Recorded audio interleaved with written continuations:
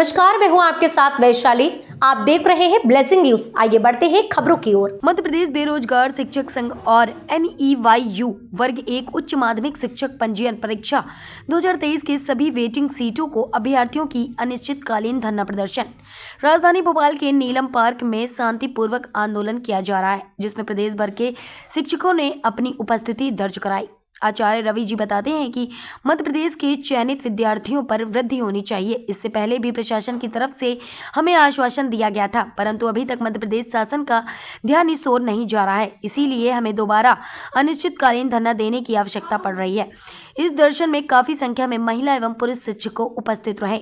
संवाददाता Shahid Khan, blessing news. मेरा नाम दीपिका कपूर है, मैं इंदौर से हूँ और आज मैं यहाँ पालीवाल सर के अनुरोध से जो शिक्षक संगठनों ने अनुरोध किया है, हम पदोन्नति के लिए यहाँ पर सब एकत्र कर रहे हैं। और मेरा CM सर और अपने यहाँ की गवर्नमेंट को नमस्कार है और उनसे गुजारिश है कि हमारी वर्ग 1 की पदोन्नति में सहयोग करें, आश्वासन न दें और उसको सही में कारगर करें, क्योंकि आज यहाँ बहुत मेहनत करते हैं।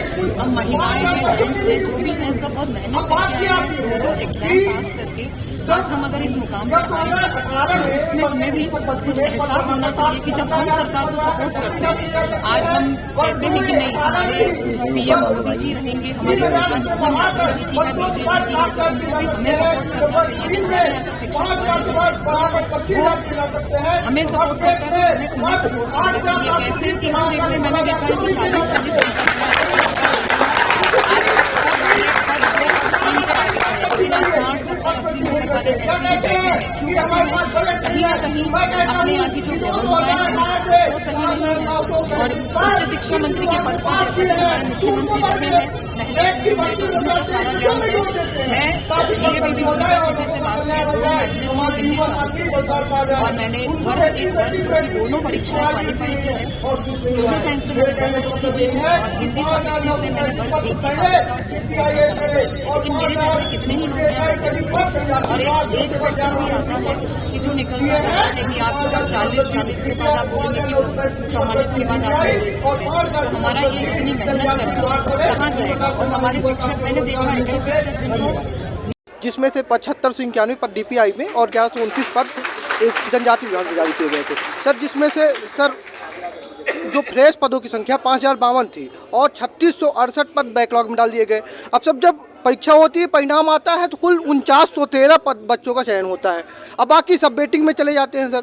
और तो जब इनसे पूछा जाता है कि सर इतने लोग वेटिंग में क्यों गए, तो सीधी बात आती है कि सर जितने पद थे उतने हमने लिए और बाकी वेटिंग में चले गए। जब वेटिंग में गए तो इनसे पूछा गया कि सर पद वृद्धि क्यों नहीं कर सकते आप, जब वर्ग 3 में 5000 से बढ़ाकर पद 25000 कर दिए तो उसमें पद वृद्धि हो सकती है। जब 2018 की भर्ती में 17000 आपने पद ओपन किए थे और 26000 उसको बढ़ाकर कर दिए, तो 26000 पद जब वर्ग 1 और 18 में और वर्ग 3 में किए जा सकते हैं। वर्ग 2 में जो 2018 में वर्ग 2 आया था उसमें 4000 से पद बढ़ाकर 7000 किए जा सकते हैं, तो वर्ग 1 में क्यों नहीं किए जा सकते?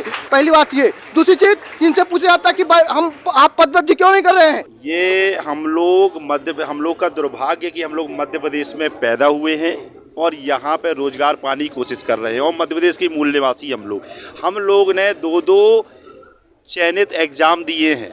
मध्य प्रदेश के इतिहास में पहली बार हुआ है कि शिक्षक भर्ती में 2023 की उच्च माध्यमिक शिक्षक वर्ग 1 की भर्ती में 2 एग्जाम लिए गए और 2 एग्जाम लेने के बाद इतने नाम मात्र के पद निकाले गए कि अगर 15-20 हज़ार क्वालिफाई हैं तो मध्य प्रदेश सरकार सिर्फ 5000 फ्रेश पदों में भर्ती कर रही है, जो कि न जाने कितने पद खाली पड़े हैं। अतिथि शिक्षक को क्या ये रिक्त पद नहीं मानते क्या? अगर 16000 अतिथि शिक्षक वर्ग 1 में काम कर रहा है तो क्या उसको रिक्त पद नहीं मानते हैं? भाई रिक्त पद कब होता है? अतिथि शिक्षक कब काम करता है? जब स्थायी शिक्षक नहीं होता है। और आपने 2 एग्जाम लेके जब स्थायी शिक्षक जो अपने शिक्षक के महारथी हैं, जिन्होंने 2 एग्जाम क्वालिफाई किए हैं, वो आपको जब चयनित शिक्षक 10-15-20 हज़ार मिल रहे हैं तो भी आप अतिथि शिक्षकों से काम करवा रहे हैं।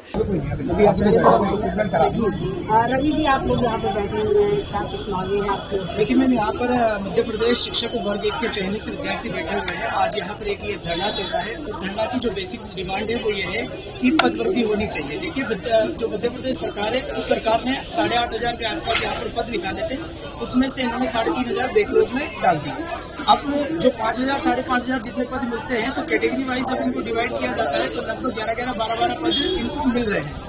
अब 100 का टोटल मार्क्स आता है, उसके अंदर ऐसे भी स्टूडेंट्स हैं जिनके 80 मार्क्स आए हैं, 82 आए हैं, 83 आए हैं और वो वेटिंग में चल रहे हैं। तो कहीं ना कहीं मध्य प्रदेश सरकार से इन सभी चयनित विद्यार्थियों की जो डिमांड है वो यही है कि पदवृद्धि की जाए और जैसे ही जो फर्स्ट काउंसलिंग हो उस काउंसलिंग में कहीं ना कहीं बढ़े हुए पदवृद्धि के साथ काउंसलिंग हो तो ज्यादा से ज्यादा लोग सिलेक्शन ले पाए। सरकार से बात की आपने क्या? सरकार से बात करी थी, इससे पहले भी हमारा एक आंदोलन हुआ था। उस आंदोलन के सरकार की जो पुलिस प्रशासन थे उनके अधीक्षक यहाँ पर आए थे, हमने उनको ज्ञापन दिया था और साथ ही साथ हर विधानसभा में जितने भी हमारे जो एमएलए थे उन एमएलए ने ज्ञापन दिया था। सभी स्टूडेंट्स ने वहां पर जाकर उन्होंने कहा कि आपकी जो डिमांड है वो बिल्कुल जायज डिमांड है और आपकी इस मांग के अंदर सरकार जरूर कुछ न कुछ करेगी, लेकिन उसके बाद कुछ हुआ नहीं है। ये वापस हमें एक और धरना देना पड़ा है इसी चीज को।